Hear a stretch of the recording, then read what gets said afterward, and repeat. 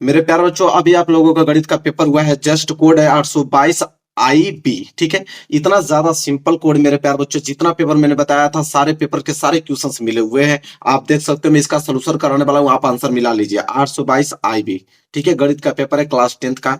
और यहाँ पे जैसा देख पा रहे हो, देखिए कितना सिंपल सिंपल क्वेश्चन पूछा था। जो मैं क्वेश्चन पढ़ाया था वही क्वेश्चन आया था। ठीक है, आप कमेंट करके बता दीजिए मुझे कि जो पढ़ाया था वो आया है कि नहीं। पहला क्वेश्चन देखिए, यदि 65 और 117 के एचसीएफ को 65 पी माइनस 117 के रूप में व्यक्त किया जाए तो पी का मान क्या होगा मेरे प्यारे बच्चों। इसका राइट आंसर होगा 2 होगा। ये क्वेश्चन मैंने कराया हुआ है, आप देख सकते हो। इसके बाद देखिए पहला का बी सही है।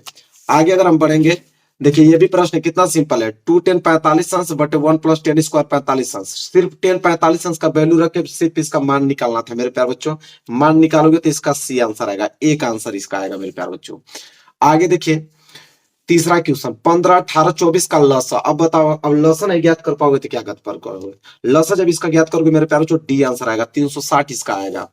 इसके बाद आगे बढ़िए, अगला देखिए क्वेश्चन नंबर 4। अब कह रहा सरलतम रूप, इसको काटिए, काट के बिल्कुल इसका छोटा कीजिए। जब इसको काट के छोटा करेंगे तो आएगा 4/5 मेरे प्यारे बच्चों। तो चौथे का ए जो है बिल्कुल राइट आंसर होगा। 4 क्वेश्चन हो गया। आगे देखिए पांचवा पांचवा क्या प्रश्न है कि पी के किस मान के लिए इतना समीकरण और इतना संपाती रेखा निरूपित करता है। मेरे प्यारे बच्चों बहुत ही ज्यादा सिंपल है। इसका पी का वैल्यू आएगा 2 मेरे प्यारे बच्चों। पांचवे का बी।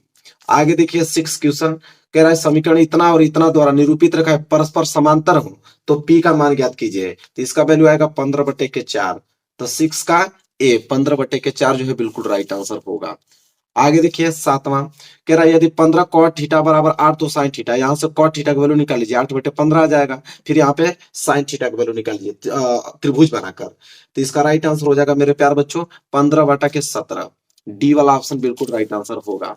मैं पूरा हल करके आपको बता रहा हूँ, मैं अभी जस्ट हल किया हूँ, इसका आंसर बता रहा हूँ आप लोगों को। ठीक है, इसके बाद आठवां देखिए, यदि ABC और XY जो दो अगर समरूप त्रिभुज है और कोण ए 75 अंश दिया है और कोण वाई 57 अंश, तो कोण सी का मान कितना अंश होगा मेरे प्यारे बच्चों, 48 अंश होगा। बात खत्म। ठीक है, आठवें का बी जो है बिल्कुल राइट आंसर होगा। आगे देखिए क्वेश्चन नंबर 9, कह रहा है बिंदु यम जो कि -3,4 के मूल बिंदु से, मूल बिंदु का निर्देशांक 0,0 होता है। ठीक है, और फिर उसकी दूरी पूछा है, तो दो बिंदु के बीच की दूरी का फार्मूला लगाओगे, आंसर मिल जाएगा। कितना आ जाएगा, 5 आ जाएगा। इसके बाद आगे बढ़िए 10वां, बिंदुओं -2,6 और -2,10 को मिलाने वाले रेखाखंड को मध्य बिंदु का निर्देशांक। अब मध्य बिंदु का निर्देशांक क्या होता है, सबको मालूम है कि x1 + x2/2 y1 + y/2 मेरे प्यारे बच्चों। बस अब इसका वैल्यू कितना आ जाएगा मेरे प्यारे बच्चों, -2/के और -2,8 आ जाएगा इसका निर्देशांक। तो 10वां का ए। आगे बढ़ते हैं, देखिए और अगला प्रश्न क्या है कि किसी समबाहु त्रिभुज एबीसी में यदि एडी जो है उल्लंब है बीसी पे, तो एडी स्क्वायर होगा मेरे प्यारे बच्चों, तो 3D स्क्वायर होगा। 3D का स्क्वायर 11 का डी जो है बिल्कुल राइट आंसर होगा। 12वां प्रश्न देखिए, त्रिभुज एबीसी के शीर्षों के निर्देशांक, मतलब 3 शीर्ष दिए हैं त्रिभुज के, अब बोला है कि बीसी का मध्य बिंदु डी है तो एडी का माप पूछा है मेरे प्यारे बच्चों। बहुत ज्यादा सिंपल है, तो इसका हो जाएगा 12 का सी 6 मात्रक होगा इसका। आगे देखिए 13वां, यदि सेक थीटा बराबर 2 तो थीटा का मान, अभी तो कितना बार क्वेश्चन में करा चुका हूं आप लोगों को, इसका आ जाएगा 60 अंश। आगे देखिए 14वां, cosec square theta minus cot square theta, एक कोष्टक में 1 माइनस कॉस स्क्वायर थीटा का वैल्यू। ये भी बहुत बार क्वेश्चन मैंने कराया मेरे प्यारे बच्चों। साइन स्क्वायर थीटा इसका वैल्यू आएगा। आगे बढ़िए, अगला प्रश्न देखिए। अगला प्रश्न है, एक लंबवृत्तीय बेलन के आधार का व्यास 9 पाई सेंटीमीटर स्क्वायर है, तो उसके आधार की त्रिज्या कितनी होगी मेरे प्यारे बच्चों, 6 सेंटीमीटर होगी। और कितना होगा, आगे देखिए बहुत सिंपल सिंपल क्वेश्चन दिया था। 4 सेंटीमीटर त्रिज्या वाले वृत्त के अंतर्गत खींचे जा सकने वाले वर्ग का क्षेत्रफल पूछा है मेरे प्यारे बच्चों, 32 सेंटीमीटर स्क्वायर इसका राइट आंसर होगा। 17वां देखिए माध्य पूछा है, वर्ग अंतराल दिया हुआ है, बारंबारता दिया हुआ है मेरे प्यारे बच्चों, माध्य। ठीक है, माध्य का फॉर्मूला आप लोग जानते हो, माध्य कैसे निकलेगा, सिग्मा FI बटे सिग्मा FI। ठीक है, बस कितना हो जाएगा 17 का, तो 17 का राइट आंसर हो जाएगा 6.6 मेरे प्यारे बच्चों। सी वाला ऑप्शन बिल्कुल राइट आंसर होगा। आगे देखिए 18वां प्रश्न है, एक पासे को एक बार फेंका जाता है तो अभाज्य संख्या आने की प्रयत्ता कितना होगी मेरे प्यारे बच्चों, 1/2 होगा। और क्या, आगे देखिए और क्वेश्चन दिया 19, यदि किसी आवृत्ति वितरण का माध्य, माध्य आपको दिया है, माध्यिका भी दिया है, तो बहुलक का सूत्र मैंने बताया था आप लोगों को, उस फार्मूले पर रख के जब इसको हल करेंगे तो 22 इसका आंसर आएगा। इसके बाद मेरे प्यारे बच्चों 20वां, निम्नलिखित में से कौन सी घटना मतलब प्रायिकता नहीं हो सकती है, तो मेरे प्यारे बच्चों ए वाला जो है बिल्कुल राइट आंसर होगा, क्योंकि प्रायिकता हमेशा 1 से कम आता है, लेकिन इसका वैल्यू 1 आ रहा है, इसके लिए ये जो है इसका राइट आंसर होगा।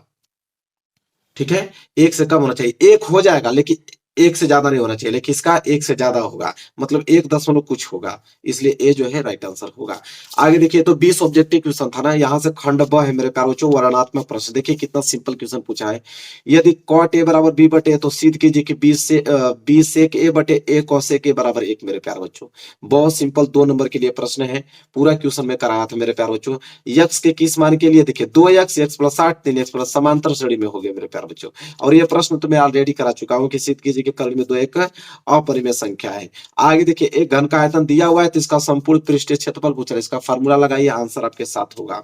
बिंदु इतना और इतना को मिलाने वाले रेखाखंड एक संबंधित दो के अनुपात में अंत विभाजित करता है तो उसके बिंदु का निर्देशांक ज्ञात कीजिए। मेरे प्यारे बच्चों, ये भी प्रश्न मैंने अंत विभाजन वाला आपको बताया था।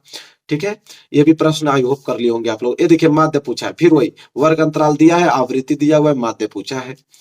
आगे देखिए, ये 2 2 नंबर वाले प्रश्न थे। आप देख सकते हो मेरे प्यारे बच्चों कि जितना मैं पढ़ाया था ये आया है कि नहीं। आप ये पूरा प्रूफ के साथ में कह रहा हूं कि 5 खंड, इसमें 5 खंड करना है। अब देखो बिंदु दिया है, एक बिंदु यह दिया है और यह कह रहा है कि जोड़ने वाले रेखाखंड किस अनुपात में विभाजित करेगा, अनुपात, तो यम1 संबंध यम2 के अनुपात में विभाजित करेगा, वहां से वैल्यू निकाल लीजिए। इसके बाद देखिए, बिंदु ए से जो एक वृत्त के केंद्र को 7.5 सेंटीमीटर दूरी पे, तो वृत्त के स्पर्श रेखा की लंबाई 6 सेंटीमीटर, तो वृत्त की त्रिज्या ज्ञात कीजिए। 4 नंबर के लिए प्रश्न है, सारे प्रश्न पढ़ाए गए हैं। सिद्ध कीजिए कि किसी त्रिभुज के दो भुजाओं के एक ही अनुपात में विभाजित करने वाली रेखा तीसरी भुजा की क्या होती है, समांतर होती है। त्रिभुज चैप्टर का है। इसके बाद 2 अंकों की एक संख्या में अंकों का योग 12 है, अंकों का स्थान बदल देने पर प्राप्त संख्या दी गई संख्या से 18 है, तो संख्या ज्ञात कीजिए। ये भी प्रश्न 4 नंबर का है, ये भी प्रश्न बहुत ज्यादा सिंपल है। अब बताओ, इसका मूल ज्ञात करना था, द्विघाती सूत्र लगा लिए होते, मूल इसका ज्ञात होगा सिद्धाचार नियम से, सिंपल है। इसके देखिए, फिर माध्यिका पूछा है, माध्यिका वर्ग अंतराल आवृत्ति, ये तो बहुत सिंपल है, माध्य माध्यिका बहुलक निकालने के लिए। अब आइए 6 6 नंबर वाला प्रश्न देख लीजिए क्या दिया है। एक ठोस बेलन के आकार का है और इसके दोनों सिरों पर अर्धगोले हैं। इस ठोस की कुल ऊंचाई अगर 19 सेंटीमीटर, तो बेलन की त्रिज्या 3.5 सेंटीमीटर। ठोस का आयतन और संपूर्ण पृष्ठ क्षेत्रफल का आयतन ज्ञात कीजिए। 6 नंबर का। अगर ये प्रश्न नहीं कर पाते हो तो अथवा करके दिया है कि एक लंबवृत्तीय शंकु का तिर्यक ऊंचाई 13 सेंटीमीटर है, संपूर्ण पृष्ठ क्षेत्रफल 90 पाई सेंटीमीटर स्क्वायर, तो इसके आधार का व्यास ज्ञात कीजिए। 6 नंबर के लिए प्रश्न है। इसके बाद आइए चौथा प्रश्न देखिए, सारे प्रश्न इजी थे। 7 सेंटीमीटर ऊंचे भवन के शिखर पर एक केबल टावर के शिखर का उन्नयन कोण 60 अंश है और उसके पाद का अनुमान कोण 45 अंश है। केबल टावर की ऊंचाई ज्ञात कीजिए। 6 नंबर। अगर नहीं कर पाते हो तो अथवा करके एक प्रश्न दिया है कि जब सूर्य का उन्नयन कोण पाई से थीटा हो जाता है तो क्षैतिज तल में खड़े स्तंभ का छाया ए सेंटीमीटर अधिक हो जाता है तो स्तंभ की ऊंचाई। ये वाला प्रश्न हमने नहीं कराया था, लेकिन ये वाला प्रश्न तो कराया था, तो ये वाला तो कम से कम कर लिए होते, कियो भी हो गया आप लोग। इसके बाद लास्ट प्रश्न देखिए 5वां कि दो संख्याओं का योग 8, उनके व्युत्क्रमों का योग 8/15, तो संख्या ज्ञात कीजिए। कितना सिंपल है 6 नंबर का। अगर नहीं कर पाओगे तो ये वाला प्रश्न भी कराया था, दोनों प्रश्न कराया था। दो क्रमागत धनात्मक पूर्णांक ज्ञात कीजिए जिनके वर्गों का योग 365 है। यही पेपर है मेरे प्यारे बच्चों। अब आपको समझ में आ गया ना कि जितना पढ़ाया था मैथ में आया है कि नहीं। अब विज्ञान की बारी है, विज्ञान में पूरा का पूरा आप जितना वीडियो बना रहा हूँ सारा विज्ञान का देख के ही जाना, उसमें भी बहुत अच्छा स्कोर करके आओगे मेरे प्यारे बच्चों। वीडियो को लाइक कर देना, चैनल पे ना तो चैनल को जरूर सब्सक्राइब कर लेना। मिलेंगे एक प्यारे से नेक्स्ट वीडियो में, तब तक के लिए धन्यवाद।